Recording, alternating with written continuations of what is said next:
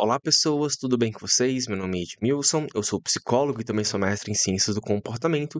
Esse vídeo aqui é a segunda parte de uma quinta aula de um curso de introdução a neurociências. Nessa aula, a gente vai falar especificamente em relação ao polígrafo e à neuropsicofisiologia, certo? Então, na última aula, né, eu fiz uma recuperação histórica para vocês em relação a como se deu o estudo do encéfalo, tá? Então, ali entre o finalzinho do século XIX, o comecinho do século XX, tá? A gente teve várias técnicas ali que foram utilizadas, né, e alguns autores muito importantes que foram muito influentes em relação a algumas descobertas muito importantes em relação ao funcionamento do encéfalo em si, tá? Mas esses estudos, no geral, eles tinham graves limitações. Entre elas, primeiro, a necessidade, né, para estudos em humanos, de que a gente tivesse pessoas, estudadas pós sua morte, tá? Então eram estudos, no geral, pós-mortem, tá? Que utilizavam basicamente uma abordagem, anatoclínica, tá? Que é basicamente você observar um paciente, um cliente, um indivíduo ali que tem algum tipo de anomalia em relação ao seu comportamento, algum nível de disfunção, tá? Você acompanha esse paciente durante a sua vida e depois que ele morre, né, se esse paciente der a sua autorização e o seu consentimento, você faz uma autópsia nesse paciente e você abre a cabeça desse paciente para poder ver o cérebro desse paciente, tá? Visando ver ali se existiria algum tipo de má formação nesse cérebro, se existiria algum tipo de lesão que poderia estar associado em relação ao prejuízo comportamental que esse indivíduo manifestou durante a sua vida, tá? Então esses estudos, eles foram muito importantes e deram várias descobertas importantes pra gente, tá? Como, por exemplo, em relação à área de Broca, que é a área que está sendo representada aqui nessa imagem desse cérebro aqui, né, do paciente TAM, tá? Que foi um paciente do Paul Broca. Então o Paul Broca acompanhou esse paciente, ele percebeu que o paciente ele não conseguia produzir, motoramente a linguagem, né, então ele só falava uma única palavra, aquela palavra "tan", por isso que ele recebeu o nome de paciente TAM, certo? E depois da sua morte, né, o Paul Broca, ele pegou o cérebro desse paciente, ele viu que ele tinha uma grande lesão aqui nessa região, tá? Então essa região aqui seria uma região responsável justamente por essa capacidade de produzir motoramente a linguagem, ok? E ficou conhecida posteriormente como área de Broca, tá? Além dos estudos anatoclínicos, né, que a gente tinha pós-mortem, né, a gente tinha estudos que utilizavam técnicas de ablação, tá? Então esses estudos, eles eram principalmente feitos com animais, no qual você observava o padrão de comportamento daqueles animais, depois disso você fazia uma cirurgia nesses animais, no qual você tirava uma região do cérebro desses animais, e depois que você retirasse essa região, você verificava se existia alguma competência comportamental, cognitiva, né, funcional daquele animal que tinha sido prejudicada, né? Então, você meio que fazia uma associação em relação a como o animal era antes da cirurgia e como o animal era depois da cirurgia que aquela região cerebral foi atirada, tá? Se ele tinha algum tipo de prejuízo motor, né, algum tipo de prejuízo em relação ao seu comportamento, né, essa região, ela era associada em relação a essa funcionalidade em si, tá? Mas no geral, né, os estudos anatoclínicos, eles eram muito limitados, porque você dependia da existência de pacientes e do consentimento desses pacientes para poder fazer um estudo pós-mortem e você tentar fazer uma associação em relação a o cérebro dessa pessoa em relação ao comportamento dele em vida, certo? Ou seja, você não conseguia, né, estudar esse cérebro em vida daquele indivíduo, você só fazia associações que poderiam ser falsas depois do pós-mortem desse indivíduo, e as técnicas de ablação que no geral era feito com animais, você não poderia fazer uma técnica como essa em humanos, né, pelo menos, a gente tem algumas partes da história que mostram que não deveria ter sido feito, mas a gente tem casos no qual foram feitos, né, casos de lobotomia, etcétera, ok? Mas foram estudos que foram feitos em humanos, tá, ou melhor, em animais principalmente, para poder verificar ali como que quando você retira uma determinada região cerebral, né, você tem prejuízos em relação ao seu comportamento, beleza? E aí, né, com o passar do tempo, essa limitação fez com que a gente tivesse a necessidade de desenvolver novas técnicas e tecnologias para poder estudar esse encéfalo em vivo, né, com o indivíduo vivo, tá? Fazendo associações em tempo real ali em relação ao funcionamento cerebral, ao funcionamento desse sistema cognitivo com o seu comportamento em si, ok? Uma dessas técnicas que foi desenvolvida, né, que foi uma das pioneiras em relação ao estudo do encéfalo e da neuroimagem em si, tá? É o que a gente conhece hoje em dia como polígrafo, tá? Que é o tema da nossa aula de hoje, tá? Então, o polígrafo, né, embora ele não seja um exame de neuroimagem especificamente, ele foi um dos primeiros passos que a gente deu ali em relação ao que a gente chama de avaliação psicofisiológica, né, que é basicamente uma associação que a gente faz em relação a estados psicológicos com funcionamento fisiológico daquele organismo, ok? Então, ele foi um dos pioneiros ali, um dos métodos mais importantes que a gente teve para poder estudar esse encéfalo em vivo, tá. E aí, né, uma das perguntas motivadoras que deu a origem a essa técnica era basicamente: será que a gente poderia entender, né, ou saber o que uma pessoa ela está sentindo ou pensando por meio desses registros fisiológicos, tá? Eu vou dar um exemplo para vocês, ok? Vamos pensar aqui na fulaninha. A fulaninha encontrou o amigo dela, que é o Joãozinho, e ela decidiu fazer uma pergunta, né? Quis abrir o jogo ali com o Joãozinho, tá? Então ela perguntou pro Joãozinho: Joãozinho, por acaso você chegou a trair a sua esposa alguma vez? Tá? E o Joãozinho responde: jamais, ok? Minha esposa é tudo pra mim, tá? E aí a Joaninha ali, a fulanazinha, decide acreditar no Joãozinho, tá? Mas o Joãozinho mentiu, tá? Porque, na verdade, ele traiu sim a esposa, tá? Ele traiu mais de uma vez, ok?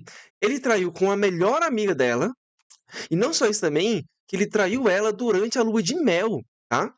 E não só traiu ela durante a lua de mel, como traiu ela depois que ela passou por um processo de internação, tá? Então a esposa dele ficou doente, e no período que ela estava no hospital, ele aproveitou para poder trair ela também, ok? E aí, né, o que mostra pra gente esse exemplo aqui, tá, é que as pessoas mentem, elas mentem a todo momento e o autorrelato dessas pessoas, muitas vezes, não é confiável, tá? Que era uma grande limitação ali em relação aos estudos mais psicológicos no geral, que eles se baseavam em relação a autorrelato no geral, tá? Então, acessar esse pensamento verdadeiro, de certa forma, parecia impossível, ok?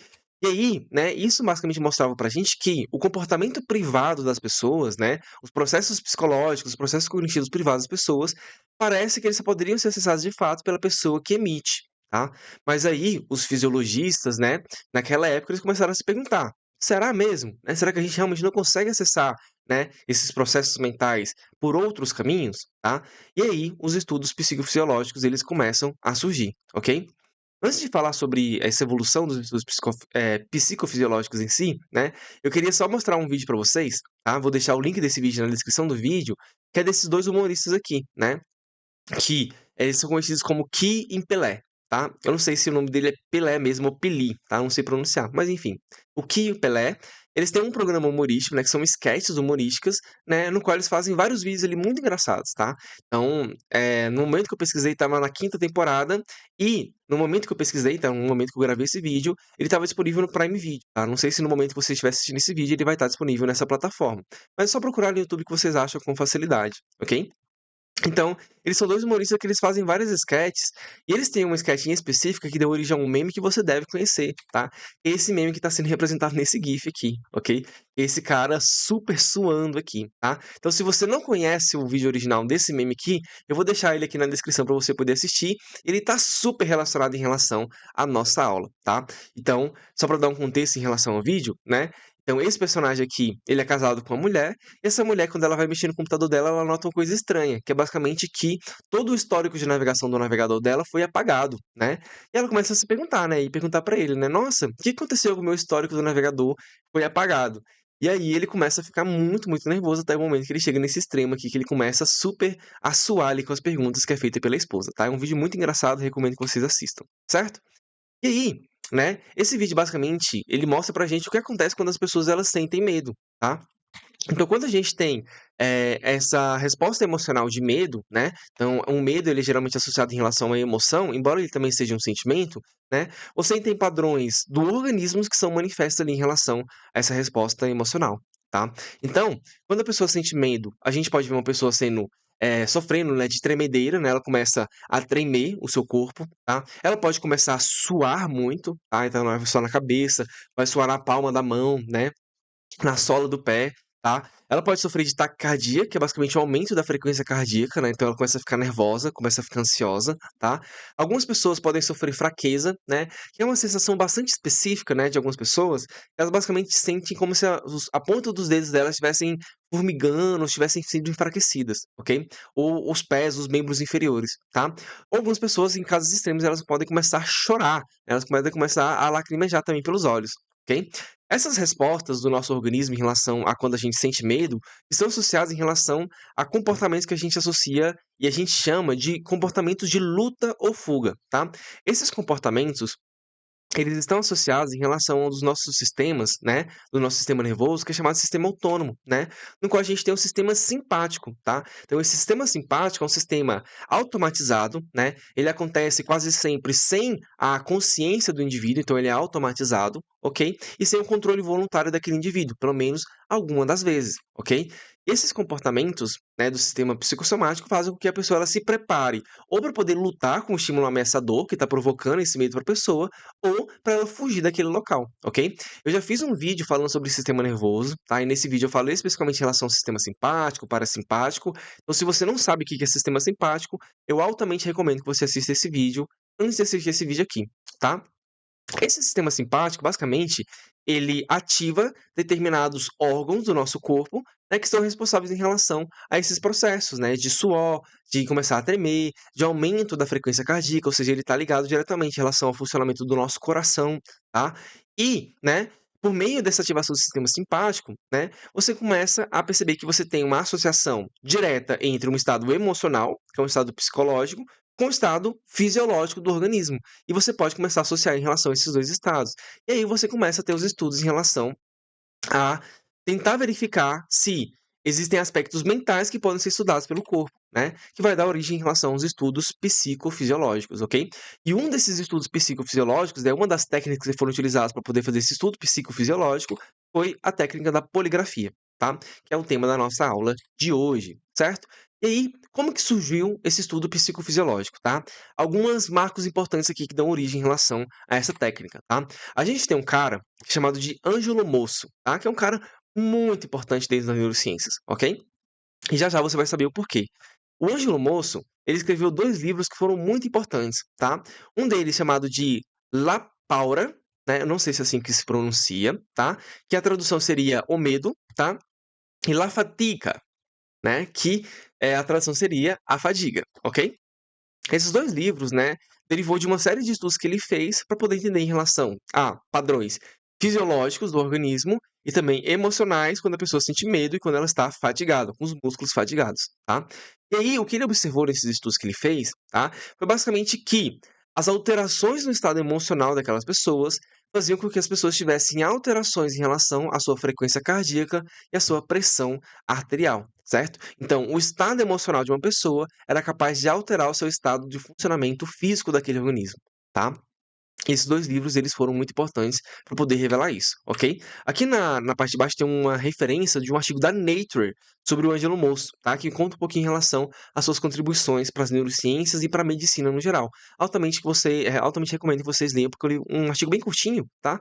Então vale a pena ser lido, tá bom?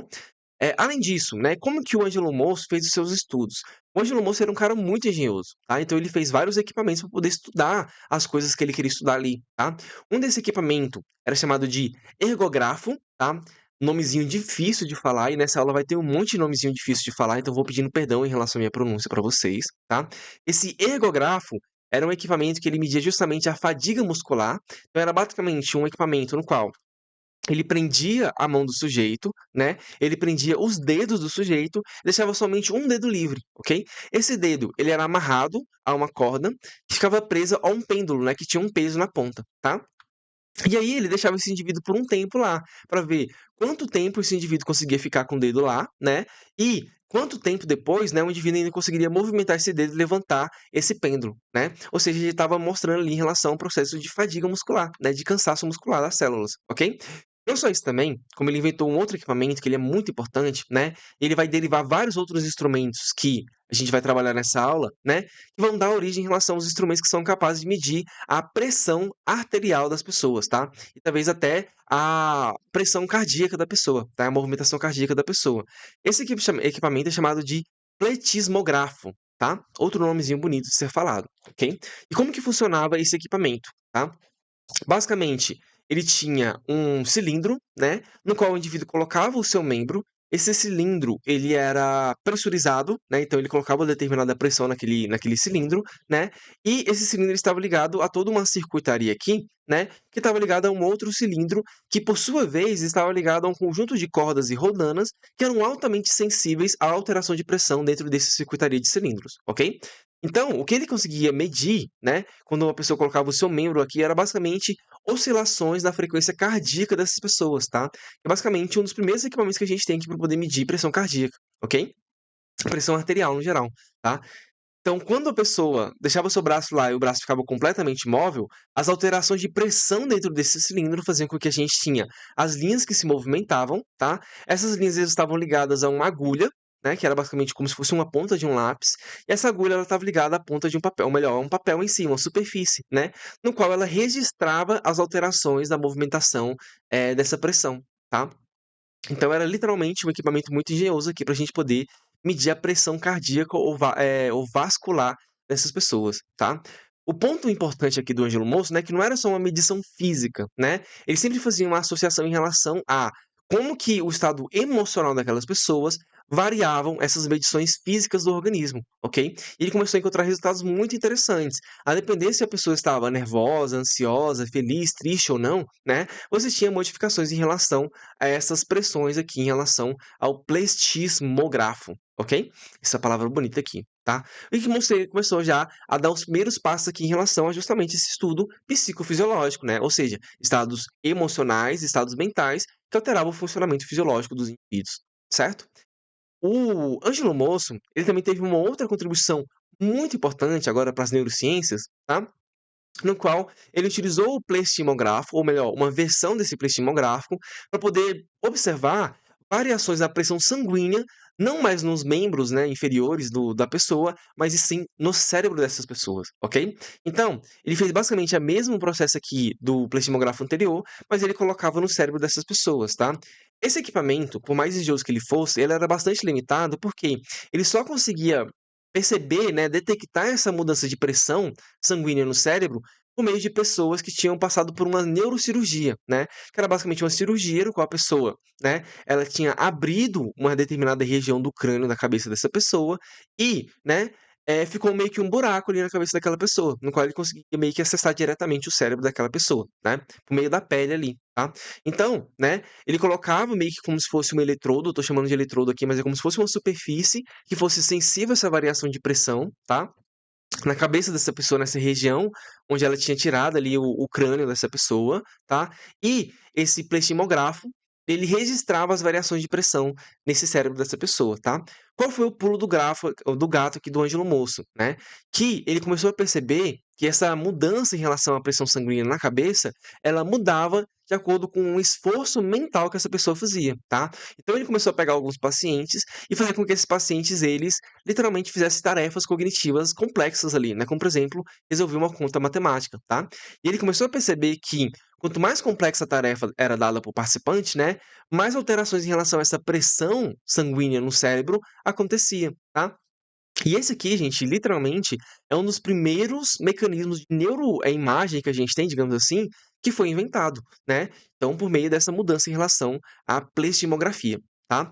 O Ângelo Moço, né, ele não ficou satisfeito de estudar somente pacientes que tinham, né, esses buracos em relação à sua cabeça por meio de cirurgias, tá, como ele queria verificar se esse mesmo efeito acontecia em pacientes saudáveis, tá. Ele então, né, primeiro, ele desenvolveu a sua teoria, né, que era de que desculpa gente, ó, só para poder falar aqui que a animação ficou errada, né. Esse método que ele utilizou para poder verificar as alterações de pressão na cabeça da pessoa ficou conhecido como o método Moço, tá. Esqueci de falar, mas vamos lá. Esse método Moço deu origem à sua teoria, né, que é a teoria do equilíbrio da circulação humana, tá? E aí ele inventou um outro equipamento agora, que poderia ser aplicado a qualquer tipo de pessoa, não só pessoas que tinham passado por uma cirurgia, né? Ele chamou de balanço da circulação humana, tá? Esse balanço da circulação humana nada mais era do que uma cama, né, que tinha várias molas ali muito sensíveis, né? E quando essas molas elas se movimentavam, ele conseguia registrar, né, por meio dessas agulhas, tá?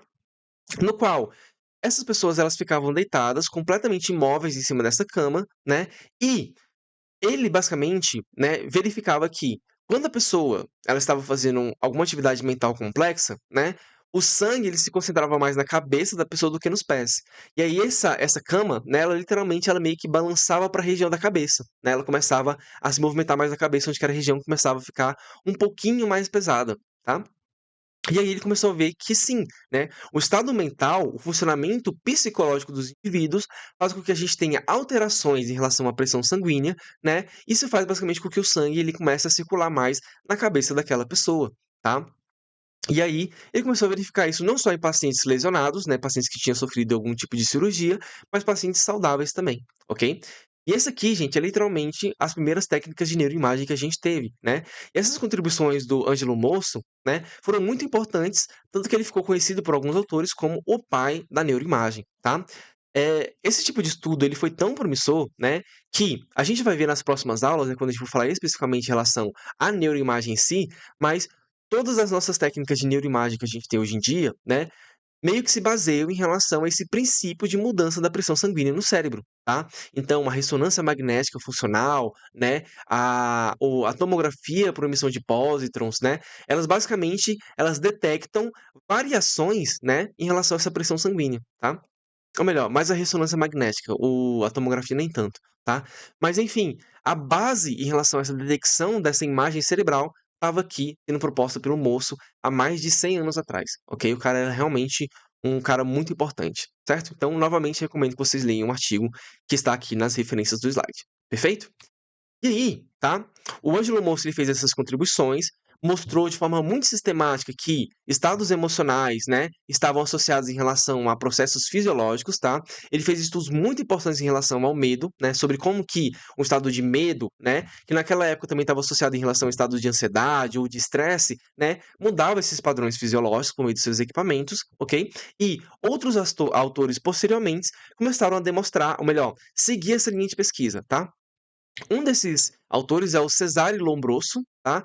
Que enquanto o moço ele era o pai da neuroimagem, o Lombroso ele era o pai da criminologia científica, tá? Científica entre aspas, vocês vão entender, ok? Então o Lombroso ele escreveu um livro chamado O Homem Delinquente, tá? Inclusive, esse livro tem em português para quem quiser ler, ok? No qual ele foi muito influenciado por meio das descobertas ali do Gall, tá? Eu ia falar Galton, mas é Gall, ok? Que é o cara da frenologia, ok? O cara da frenologia basicamente estava dizendo que protuberâncias no crânio estavam associadas em relação a estados de personalidade, tá? E o Lombroso ele se agarrou muito a essa ideia, né? E aí ele começou literalmente a tentar verificar se existiam padrões em relação a o formato da cabeça da pessoa, a morfologia da cabeça da pessoa, com pessoas que eram criminosas e pessoas que não eram criminosas, ok? Então, ele começou literalmente a medir a cabeça dessas pessoas, verificar protuberâncias e deformações nessa cabeça, para poder verificar se existia uma associação com pessoas criminosas, ok? E aí, ele meio que verificou isso, tá? Nesse livro, pelo menos, ele descreve isso, tá? Ele meio que tentou criar classificações em relação a como que essas deformações na cabeça estavam associadas a pessoas que poderiam ser criminosas, tá? Uma dessas classificações, ele começou a chamar de criminoso nato, né?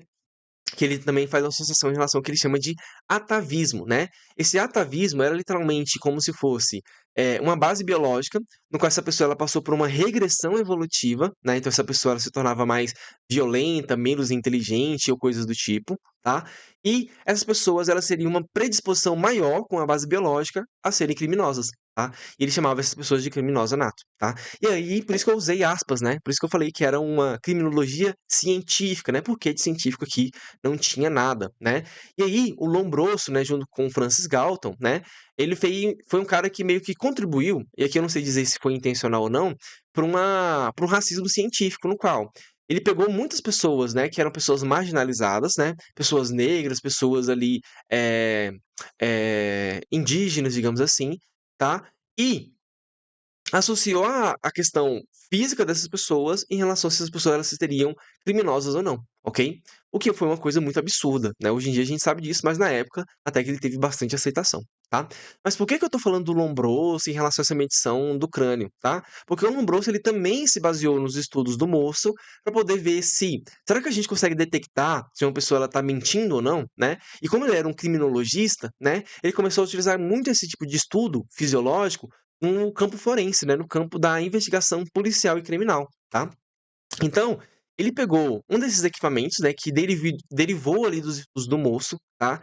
Um desses equipamentos, ele era literalmente um medidor de pressão, né? Então, uma versão muito arcaica do que a gente tem hoje em dia de medidor de pressão, que era chamado de esfigmógrafo, né? Outra palavrinha bonita, tá?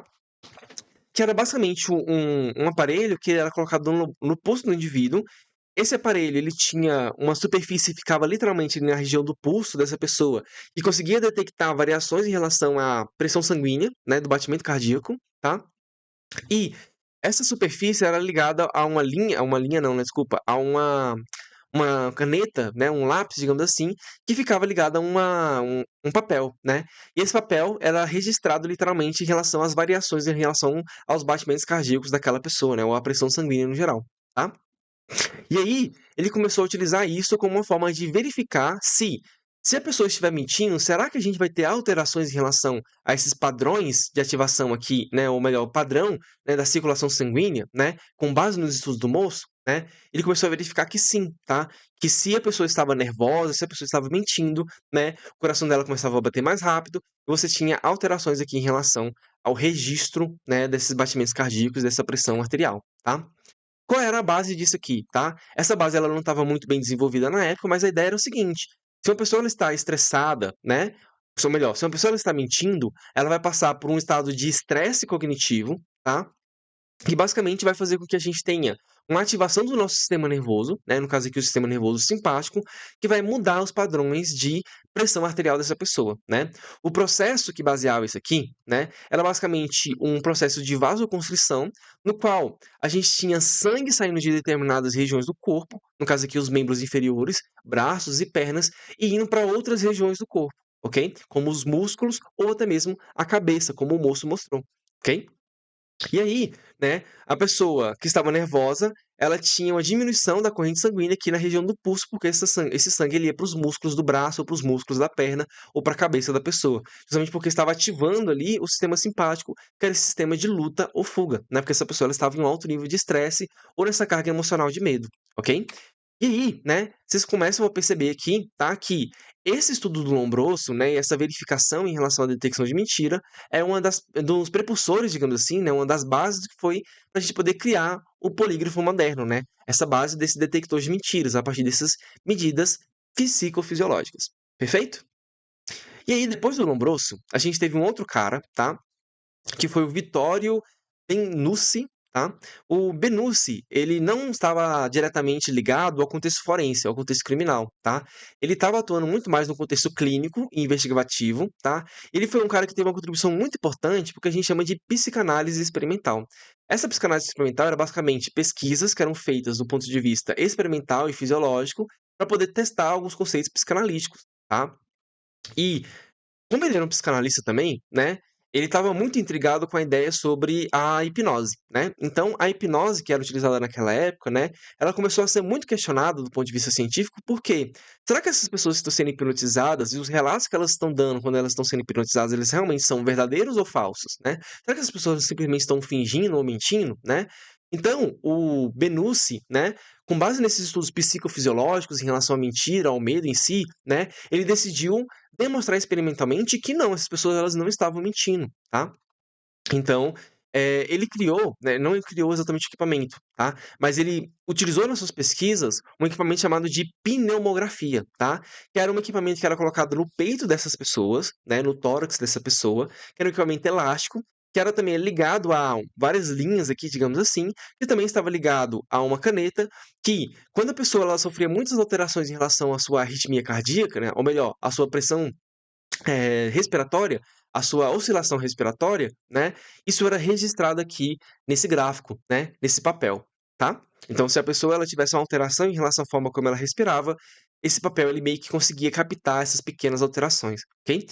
Esses gráficos que eram gerados, né, ficou conhecido hoje em dia, né, hoje em dia é bastante estudado ainda, a gente tem exames que se baseiam nesse tipo de equipamento, tá, em diagrama das execuções respiratórias. Então você tem uma oscilação em relação ao volume total do pulmão, né, o quanto que a pessoa consegue puxar de ar e soltar de ar em si, né. Você consegue estabelecer padrões respiratórios normais, você consegue perceber algumas oscilações específicas que podem acontecer quando a pessoa ela está variando em relação ao seu estado emocional, tá. Então, o Benussi em si, ele começou a utilizar esse tipo de equipamento para poder verificar se as pessoas elas estavam mentindo ou não, ok? E, né, os estudos dele meio que foram meio controversos ali na época também, tá? Então ele não conseguiu demonstrar exatamente se as pessoas estavam mentindo ou não. Mas ele começou também a dar uma base aqui em relação à criação desse detector de mentira por meio dessas medidas psicofisiológicas, tá? Outro cara também que fez a sua contribuição, né, foi o William Moulton Marston, né? William Moulton Marston, ele não utilizou nenhuma técnica nova, digamos assim, tá? A minha gata subiu aqui, ela tá na frente da minha lâmpada, tá? Mas, enfim. Ele utilizou uma evolução desse medidor de pressão, então era um outro equipamento também que era colocado no pulso das pessoas, né, e que media essa variação dessa pressão sanguínea dessas pessoas, e ele começou a verificar ali se as pessoas estavam mentindo ou não também, tá? A mesma coisa dos estudos anteriores, tá? Um ponto interessante aqui do porquê eu quis colocar o Marston nesse slide, foi basicamente que ele foi literalmente o criador da Mulher Maravilha, tá? Então, além, né, dele criar esses quadrinhos, né, de super-heróis, ele também era um fisiologista e que fazia estudos criminais também. Então, ele estava no contexto forense, tá? E aí a gente consegue, inclusive, ver a relação dos estudos dele com a própria personagem em si, né? No qual um dos objetos mais marcantes da Mulher Maravilha, né, era o seu laço da verdade, né? Então, nesse laço, quando a pessoa era enlaçada por esse laço, a pessoa poderia dizer somente a verdade, ok? Então, o Marston, né, a curiosidade nerd extra aí, é que ele também foi um dos caras que contribuíram para poder construir o polígrafo, né? E ele também foi o criador da Mulher Maravilha, certo? Depois do Marston, né, a gente teve um outro cara que agora esse cara também foi muito importante em relação ao polígrafo em si, tá? Que foi o John August Larson, tá? O Larson, ele literalmente pegou esse conjunto de pesquisas que foram feitas anteriormente, né, e juntou tudo em um equipamento só, tá? Esse equipamento, ele não chamou de polígrafo em um primeiro momento, ele chamava de cardiopneumopsicograma, tá? Cardio, porque esse equipamento, ele tinha um medidor de pressão cardíaca, tá? Pneumo, porque ele tinha um medidor, né, de variação de respiração, e psicograma, porque ele conseguia literalmente verificar o estado psicológico dessa pessoa por meio de respostas gráficas, né, que era registrada aqui nesse equipamento, ok? Então ele juntou esses dois tipos de medidas psicofisiológicas em um único equipamento, tá? E aí surgiu a origem do nome polígrafo, tá? Que significa basicamente poli, que significa muitos, mais grafos, que são esses registros, ok?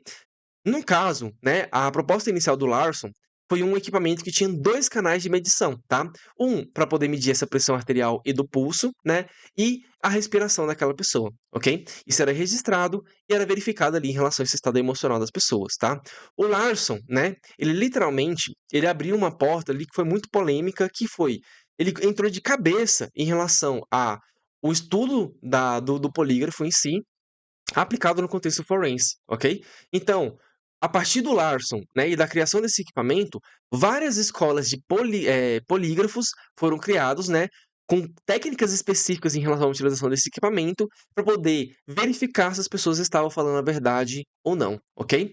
Essas escolas, muitas vezes, elas não eram escolas científicas, né? Eram simplesmente escolas que tinham muitos interesses ali comerciais e políticos para poder vender esse equipamento, né? E vender também especialistas que poderiam utilizar esse equipamento e poderiam dizer se as pessoas elas estavam mentindo ou falando a verdade, ok? O que despertou bastante interesse do governo dos Estados Unidos na época, que literalmente liberou a utilização desse equipamento dentro do contexto policial para poder investigar criminosos, né, possíveis criminosos ali, e investigar se essas pessoas estavam falando a verdade ou não, tá? E a partir do Larson aqui, a gente teve a criação de muitas técnicas da utilização desse polígrafo, né? Técnicas de entrevista variadas, né? Que utilizavam meios específicos para poder avaliar o estado emocional padrão da pessoa, como que a pessoa respondia quando ela tinha um tipo de pergunta que era um tipo de pergunta mais incômoda, como ela respondia quando tinha uma pergunta mais diretamente associada a um crime em si, né, que ela poderia ter participado ou não, etc, tá? Não vou entrar muito em específico em relação a essas técnicas de detecção de mentira em si, tá? Mas eu vou deixar na descrição 2 artigos, né, um deles já está aqui na tela, que vocês podem consultar para poder verificar em relação a essa detecção de mentira que foi proposta ali a partir do Larson em diante, ok? Então, o Larson basicamente ele criou o primeiro polígrafo, né? Que foi uma contribuição muito importante, embora não fosse o foco dele ou o caráter científico, ele contribuiu muito para a área científica no geral, tá? Depois dele, a gente teve um outro cara que também foi muito marcado por esse contexto comercial e político do uso desse detector de mentira, e foi o Leonard Keller, tá? O Leonard Keller, ele deu um upgrade no polígrafo em si, no qual, agora em vez de 2 canais, a gente tinha 3 canais, né? No qual ele adicionou um canal para poder registrar a resposta galvânica da pele das pessoas, né? O que é conhecido como sinal GSR, ok?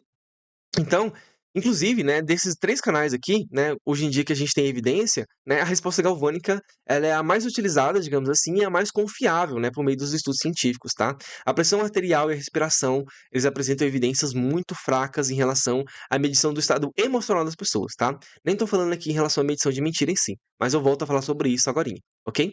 E aí, né, o Leonard Keller, ele dá esse upgrade, né, no polígrafo, ele traz essa versão do polígrafo aqui um pouco mais portátil, com esses 3 canais, tá, e com a medição ali em relação ao registro desses canais, ali dentro do próprio equipamento em si, tá. O que possibilitou muito o avanço desse campo forense também, né, da aplicação policial, da utilização dessas técnicas, tá. Hoje em dia, né, o nosso equipamento de polígrafo a gente tem disponível no mercado, ele é um pouquinho mais enxuto, né, a gente tem várias versões e várias empresas diferentes que utilizam polígrafo e fabricam seus próprios equipamentos, tá. Algumas com 2 canais, algumas com 3 canais, outras com muito outros canais também que medem outros estados físicos do indivíduo, tá. Aqui a gente tem um exemplo aqui do LX5000, tá, que é esse polígrafo aqui, ele é de 3 canais, pelo menos o que estava aqui na foto, tá. E o processo agora ele não é mais analógico, né, por meio dessa caneta que fica registrando no papel, é tudo feito no computador, né, então você vai ter softwares específicos que vão registrar todos os canais simultaneamente e já vão fazer ali correções, avaliações em relação a esse estado psicofisiológico do indivíduo, tá? Mas eu falei para vocês, né, ó, esse polígrafo, ele percebe esse estado fisiológico, né? Eu acho que eu deixei claro para vocês como que esses equipamentos mostravam, ou melhor, funcionavam, tá? Mas como funciona a base neural disso, né? Como que esse estado psicofisiológico ele é desenvolvido ali no nosso sistema neural, tá? Então, o que a gente tem basicamente é o seguinte: a gente tem o nosso sistema nervoso central, né? Esse sistema nervoso central ele vai receber informações e depois ele vai processar as informações para a gente poder emitir respostas, tá? Essas respostas elas precisam ser adaptativas em relação ao nosso ambiente, tá? O que é a base para a gente ter um sistema autônomo, né? O que vai dar resposta para a gente em relação ao nosso sistema simpático e parasimpático, tá? No sistema nervoso central, né, a gente tem nervos, terminações nervosas que saem desse sistema nervoso central e que se ligam diretamente a órgãos específicos, tá? Esses órgãos específicos, eles vão ser responsáveis em relação a mudar os seus padrões de ativação, como por exemplo o nosso coração, o nosso batimento cardíaco, tá? Então esse batimento cardíaco, ele é controlado pelo sistema nervoso autônomo, né, que está diretamente ligado em relação ao nosso sistema nervoso central, tá? E quais são as vias, né? Como que funciona esse processo de ligação entre esses dois sistemas, né? O cardiovascular e o cerebral, tá? Basicamente, a gente tem uma fibra nervosa que sai desse sistema nervoso central, tá? Essa fibra nervosa, ela é dividida em duas, né? Uma que a gente chama de fibra nervosa pré-ganglionar longa, né? Porque ela é uma grande fibra que sai do sistema nervoso central, tá? Ela tem uma primeira interrupção, no qual ela vai fazer conexões e sinapses aqui em um primeiro gânglio, tá? E depois desse gânglio, a gente tem uma segunda fibra, né? Que é chamada de fibra nervosa pós-ganglionar curta, né? Porque ela é curtinha ali em relação à ligação com os órgãos, tá? Então a gente tem os órgãos, né? Que são os órgãos viscerais inervados, como o coração, o estômago e o intestino, tá? E aí, essa fibra nervosa, ela é responsável por levar sinais eletroquímicos, né? Ou seja, fazer sinapses poder enviar comandos para esse coração, ok? Então, quando a gente tem o nosso sistema simpático sendo ativado, né? Esse sistema simpático ele vai fazer com que o nosso sistema nervoso central envie por meio dessa fibra nervosa, né, um sinal de norepinefrina, tá? Um sinal adrenergético, né? Não sei nem como conjugar esse verbo, mas enfim, tá? Um sinal adrenergético, né, de norepinefrina, desse neurotransmissor, tá? Esse sinal de norepinefrina, né, ele vai aumentar a frequência cardíaca desse coração, tá? E fazer com que esse coração ele bata mais rápido e envie mais nutrientes para o restante do nosso corpo, ok? O que vai ser muito importante para a gente poder justamente desenvolver aquela resposta de luta ou fuga, tá? Essa resposta da norepinefrina, ela tem sido associada em relação a estados emocionais específicos, né, como por exemplo, raiva, medo, ansiedade, angústia, né? Então, são estados geralmente de alerta que a pessoa fica ali, né, que faz basicamente com que a gente tenha ativação dessa circuitaria neuronal, tá? Por outro lado, para o sistema parasimpático, né, a gente também tem uma fibra nervosa que sai do sistema nervoso central, né? Aqui a gente tem uma fibra nervosa do fibra nervosa pré-ganglionar curta, né, que ela é curtinha, ela é como se fosse essa aqui, mas ela acontece antes aqui, tá? A gente tem o primeiro gânglio, tá? E depois a gente tem a fibra nervosa pós-ganglionar longa, tá? Que vai fazer ligação direta aqui com os outros órgãos, ok? Esse sistema aqui, ele é basicamente o sistema do nervoso parasimpático, né? Que vai ter uma base química diferente, ok? Onde a gente vai ter muito mais uma ação colinérgica, né? Ou seja, liberação de acetilcolina nessas sinapses aqui, tá? Essa liberação de acetilcolina está ligado a estados emocionais muito mais envolvidos em relação à tranquilidade, né? A pessoa está tranquila, calma, relaxada ou em processos de digestão de alimentos, ok? Então, a ativação do sistema parasimpático está associada em relação a essa ativação colinérgica, né, que vai meio que paralisar os músculos, perfeito? Então é basicamente assim que funciona basicamente a ativação neural do sistema simpático e parasimpático, tá?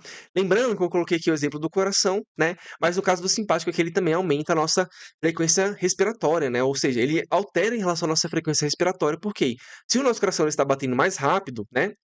A gente precisa enviar mais oxigênio para esse coração para a gente poder oxigenar o nosso sangue e enviar esse sangue para o restante do corpo, né? Principalmente para os nossos músculos, tá? Então, a gente tem mudanças em relação à frequência respiratória aqui também, através desse sistema. Perfeito? E aí, né, a gente também tem um terceiro eletrodo, né, que vai responder em relação à resposta galvânica da pele, tá? Também chamado de condutância eletrodérmica, ok? Essa resposta da condutância eletrodérmica da pele, ela está associada também em relação ao sistema simpático, o que também está associado em relação à liberação de norepinefrina, tá? Mas ela acontece de uma forma um pouquinho diferente, tá? Melhor, quase sempre, quase um pouquinho diferente, tá? No caso aqui, ela vai acontecer nas células que compõem o nosso tecido da pele, tá?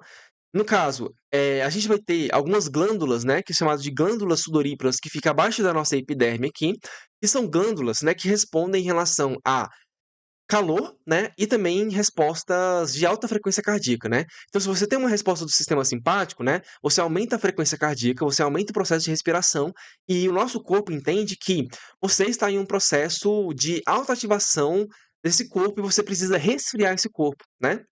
Então, essas glândulas sudoríparas, elas vão literalmente resfriar esse corpo, né, fazendo o quê? Liberando suor na superfície da epiderme, da pele da pessoa, tá. Esse suor, ele não é simplesmente um líquido que é colocado, né, é um líquido que ele é altamente rico em nutrientes, tá, que são chamados de eletrólitos, ok? Esses eletrólitos, então, se eles são literalmente componentes químicos, como por exemplo o potássio ou o cloreto de sódio, que literalmente fazem com que essa pele, ela fique molhada para poder se resfriar, e quando ela fica molhada junto com esses eletrólitos, né, ela se torna muito mais condutível de eletricidade, tá. Então, se a nossa pele, ela se torna mais, condutível de eletricidade, significa que a gente está tendo essa ativação do sistema simpático. Por quê? Porque a gente está liberando suor, esse suor está cheio de eletrólitos, e a nossa pele, ela está conduzindo melhor a eletricidade, tá. Então essa é a base dessa proposta da condutância eletrodérmica, ok? E como que isso funciona na prática, né? Como que a gente utiliza esse equipamento, tá? Literalmente, a gente coloca um eletrodo, tá? Que é um eletrodo sensível à eletricidade em cima dessa pele, tá? Esse eletrodo ele vai ser ligado em relação a um galvômetro, né? Esse galvômetro, né? Ele vai fazer tanto o registro como também o envio de sinais elétricos, tá? Então, em um desses eletrodos você vai dar uma descarga elétrica, né? É uma descarga elétrica muito pequenininha, a pessoa nem sente, certo? E no outro eletrodo você vai literalmente detectar essa carga elétrica que foi colocada na pele, tá? Quanto mais esse sistema simpático estiver liberado, mais suor a pessoa vai liberar em cima da pele, tá? E mais, mais eletricidade essa pele vai conduzir. Ou seja, mais forte vai ficar esse sinal para poder ser detectado nesse segundo eletrodo aqui, ok? E aí, a base da resposta galvânica da pele, né, ou da condutância eletrodérmica é que quando a gente tem o aumento do suor, a gente diminui a resistência elétrica da pele. É literalmente a resistência da nossa pele de conduzir eletricidade, né. Então, a gente consegue conduzir mais eletricidade quando a gente diminui essa resistência, tá. E quando a gente aumenta o suor também, a gente aumenta a condutância elétrica da pele, tá. Então, essa pele ela se torna muito mais é fácil de você enviar um sinal elétrico e detectar esse sinal elétrico depois, ok? Então, esse nível de facilidade dessa resposta elétrica na pele, né, a gente consegue registrar, né, e é uma das medidas que a gente tem dentro do polígrafo, perfeito? Tá? Espero que tenha feito sentido. Se vocês não tiverem entendido muito bem, deixem nos comentários que eu vou tentar responder para vocês, perfeito? Mas enfim, a pergunta de US$ 1 milhão, né, literalmente, tá? Funciona, tá? Vamos lá. A gente tem muitas pesquisas que foram feitas, né, de revisão de literatura, visando avaliar se o polígrafo ele realmente funciona ou não, tá? a gente tem 2 tipos de pesquisas que podem ser feitas e respostas que podem ser dadas, ok? Primeiro, no contexto forense e no contexto científico, tá? Então, o polígrafo ele é um equipamento básico que mede essa medida fisiológica da pele e ele foi aplicado em diferentes contextos, ok? O contexto onde que ele foi mais utilizado e o que ele é mais conhecido, né, tanto que a gente conhece muito mais como detector de mentiras, né, do que um equipamento científico em si, né, foi no contexto forense, né, no contexto onde que policiais, principalmente dos Estados Unidos, aplicavam esse equipamento para poder entrevistar, suspeitos de crimes para saber se as pessoas estavam falando a verdade ou não, tá. Mas no contexto forense, funciona, tá. Como eu disse para vocês, tá, depois do Larson, é, muitas escolas foram feitas, esse equipamento foi utilizado de forma completamente indiscriminado, muitas técnicas foram desenvolvidas de entrevista, tá? E esse equipamento ele se tornou muito enviesado, porque o interesse dessas escolas, né, era um interesse comercial e muitas vezes político e não científico em si, tá? Então, os resultados das pesquisas que foram feitas nesse contexto forense, muitas vezes elas eram cheios de vieses e cheios de conflitos de interesse por parte das pessoas que conduziam essas pesquisas, né? Mas, no geral, as pesquisas que se proporam a testar o polígrafo no contexto forense como um instrumento de detecção de mentira, né, mostrou evidências muito fracas ou nulas nessa aplicabilidade, né. Ou seja, entre uma pessoa que simplesmente está observando uma pessoa dando respostas e um especialista de polígrafo, né, as respostas eram quase como se fosse ao acaso, né. Não existia diferença entre uma pessoa que estava utilizando polígrafo e simplesmente uma pessoa que estava tentando deduzir se aquela pessoa estava mentindo ou não, tá. Então, como detector de mentira, ele era um péssimo detector de mentira, perfeito? E o uso do polígrafo, ele foi envolto de muitas e muitas polêmicas, ok? Então, nos Estados Unidos, a gente teve uma primeira liberação desse detector de mentira, né? Depois a gente teve vários órgãos científicos que mostraram que era um erro muito grande você utilizar isso como um recurso jurídico, né? Como uma prova, como um tipo de evidência ali que poderia incriminar um tipo de pessoa, né? E, né, teve um determinado momento que as polêmicas foram tão grandes em relação a condenações injustas, né, ou utilização do polígrafo para poder, legitimar coisas absurdas, né, que o governo dos Estados Unidos ele cessou a utilização do polígrafo por vias jurídicas e policiais, tá.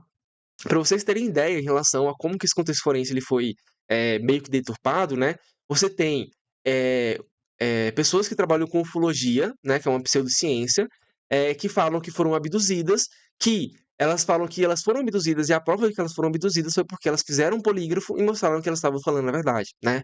Então, o polígrafo começou a ser utilizado de forma muito absurda, né, sem evidência científica e sem rigor metodológico, o que trouxe uma grande polêmica e meio que manchou a imagem do polígrafo, inclusive no meio científico, ok? Então, como detector de mentiras, ele não é confiável, certo? Então, as pesquisas no geral, elas tendem a seguir por esse lado, né? Você tem muito conflito de interesse e muito conflito comercial, né? Muitas empresas vendem esse equipamento dizendo que ele é científico, mas, né, o contexto científico do polígrafo é outro, que é o que eu vou falar agora, né? O contexto científico é o seguinte, tá?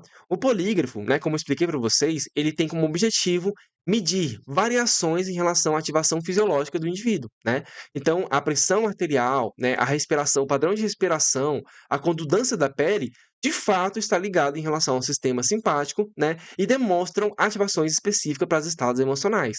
Então, contextos de pesquisa no qual você quer investigar se você tem efeito nesses padrões fisiológicos, podem sim utilizar o polígrafo, né. O que você não pode usar no polígrafo é dizer assim: "Ó, essa pessoa ela teve uma mudança de alteração em relação ao seu padrão fisiológico aqui, portanto ela tá mentindo, né, ela tá, né, sei lá, pensando em alguma coisa muito absurda". Você não consegue fazer esse tipo de inferência, você só consegue fazer associações em relação ao estado fisiológico da pessoa, quando ela é exposta a determinados estímulos, por exemplo, ok? Então, o polígrafo no contexto científico, ele é utilizado como uma medida, de resultado, né, para você verificar esse estado emocional e fisiológico dos indivíduos, visando justamente verificar essas variações emocionais para diferentes contextos, tá. Exemplo, você pode pegar uma pessoa que sofreu um abuso sexual, né, e verificar se, palavras ou estímulos, né, que remetam a coisas sexuais, podem fazer com que essa pessoa se sinta ansiosa, se sinta com medo, né. O polígrafo ele dá conta de detectar esse tipo de resposta emocional, tá. Geralmente, é uma medida muito implícita, porque essa pessoa justamente ela não tem muito controle em relação a essa resposta emocional, é uma resposta meio que automatizada em relação àquele sistema, e no geral as pesquisas elas são associativas, né.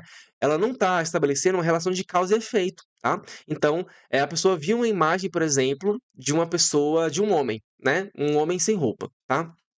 E aí, o padrão de respiração dela aumentou, ela ficou muito nervosa, a consonância da pele aumentou, né, e aí você verifica que você teve uma resposta emocional em relação àquele estímulo, tá.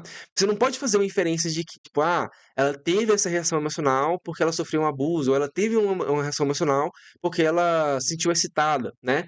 Esse tipo de interpretação de alto nível, ele é meio complicado de ser feito, mas você pode fazer uma associação: "Ó, esse estímulo mudou o padrão de resposta emocional daquela pessoa", beleza?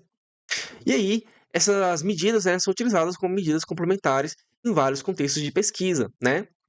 E aí, muitas pesquisas têm demonstrado que, primeiro, né, um ponto que eu já falei nessa aula, né, a resposta da frequência cardíaca e respiratória, elas são péssimas, né, elas são muito ruins, assim, do ponto de vista científico, a gente tem várias pesquisas que mostram um pouco em relação a isso, tá.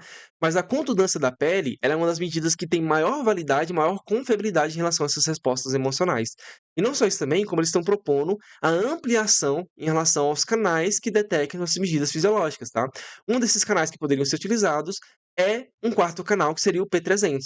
Eu tenho algumas pesquisas que demonstram que, quando você tem a utilização de um P300, você consegue fazer associações muito mais robustas em relação ao estado emocional daquela pessoa, do que simplesmente utilizando um polígrafo tradicional, tá. P300, tá, gente, é uma técnica de eletroencefalograma, tá, que eu não vou entrar muito nessa aula aqui, porque ela vai ser falada na próxima aula, onde eu vou falar especificamente em relação a eletroencefalograma, tá, que é o famoso EEG, certo? Então, para poder resumir e fechar essa aula que já está bastante longa, tá? Então, o polígrafo no contexto forense, ele é fezes, tá? Ele não funciona muito bem, ok? Ele não é muito confiável. Inclusive, vários governos mundiais, eles proíbem a utilização do polígrafo como uma medida de evidência em relação ao crime ou não, ok? Nos Estados Unidos, inclusive, eu acho que voltou, tá? Mas enfim, os Estados Unidos não tá indo muito bem no contexto científico, ok? No Brasil, inclusive, eu acho que não pode ser utilizado nesse contexto. Mas aí, se alguém estuda direito, poderia confirmar para mim, tá? No contexto científico, é uma medida muito interessante, muito legal e que também traz várias complementaridades em relação a esse estudo, né, psicofisiológico dos indivíduos, tá? E a gente tem evidências bastante robustas de que sim, né, pesquisas que utilizam esse instrumento tem, resultados bastante interessantes ali em relação a essas respostas emocionais dos indivíduos, ok? Dito tudo isso, além do contexto forense científico, o polígrafo ele é um ótimo entretenimento, tá? Então no Brasil, né, a gente tem esse programa aqui que é chamado da Late Night, que passa no Multishow. Ele é comandado ali pela Tata Werneck, tá? E ela literalmente chama pessoas famosas para poder fazer entrevistas com essas pessoas, né. Nesse vídeo aqui, que eu também vou deixar o link desse vídeo aqui na descrição do vídeo, ela entrevista o marido dela, é um vídeo muito engraçado, né. Geralmente, né, ela faz essa entrevista em conjunto ali com o Hector Bolígrafo, né, que é o nome artístico dele, né, o nome de verdade dele é Jorge Maria, tá. Ele é justamente um cara que ele é especialista no uso do polígrafo, ok. Então, né, é um contexto bastante engraçado ali em relação à utilização desse equipamento, tá, para além desse contexto mais forense ou científico no geral, ok? Então vou deixar o vídeo aqui na descrição, altamente recomendo que vocês assistam, ok? Gente, é basicamente isso, tá? A aula ficou muito longa, mas espero que tenha feito sentido para vocês e vocês tenham conseguido compreender um pouco em relação ao que foi dito aqui. No próximo vídeo, eu volto falando em relação ao eletroencefalograma, tá? Que é um avanço em relação ao polígrafo em si, ok? Não avaliando em relação a as questões mais externas, né, do sistema periférico, né, sistema nervoso periférico, mas avaliando em relação a padrão de ativação em relação ao sistema nervoso central. Então é um equipamento muito massa e convido vocês a voltar no canal para poder assistir esse vídeo sobre o eletroencefalograma, ok? Gente, muito obrigado por assistir o vídeo até aqui. Eu vou ficando por aqui. Valeu, falou e até mais.